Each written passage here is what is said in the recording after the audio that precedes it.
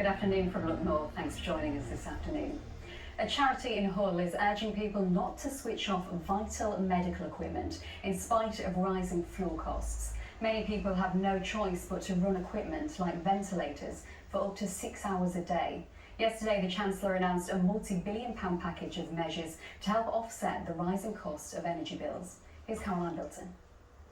Turning things off to save electricity, it's something many of us are going to have to do in the coming months as our budgets are squeezed, but some things are harder to turn off than others. Things like this, for example. This is a CPAP machine. It helps to keep people breathing at night.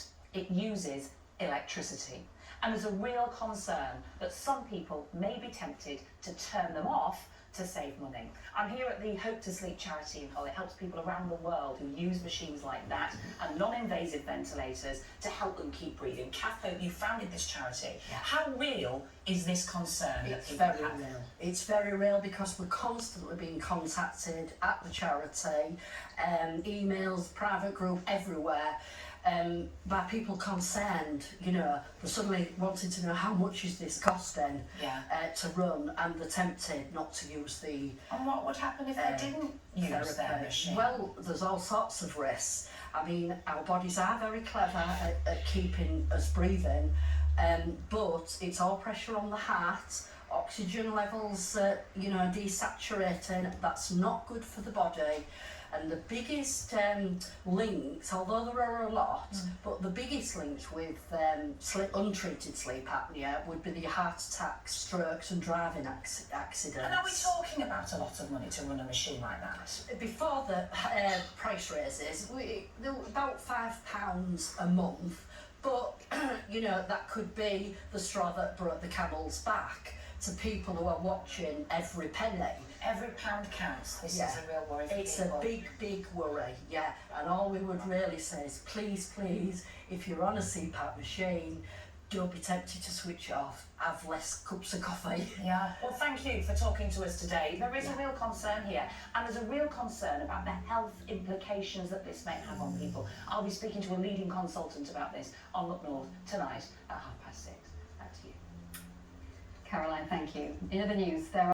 announced a multi-billion-pound package of measures yesterday, as I've just alluded to help offset our energy bills. Just a reminder of what was announced yesterday. The measures include £650 for the lowest income households, £300 for pensioners, £150 for those receiving disability benefits, and of course a £400 energy grant for all households. Those are the figures. So the Chancellor's rebates are obviously certainly welcome, but rising energy costs remain a huge worry.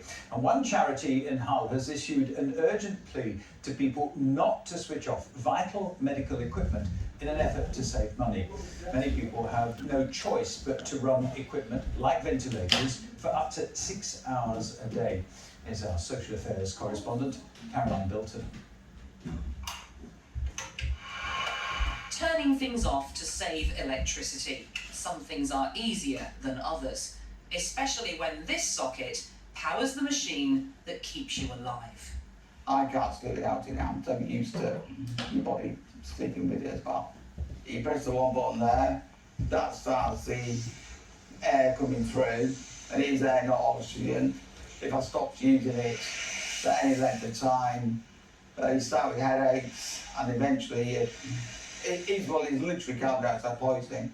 Mark Bagley has no choice but to use his ventilator, but it costs money to run, adding to already rising bills. I'm using it on average 8 hours every night, probably more at weekends, so I don't go very early.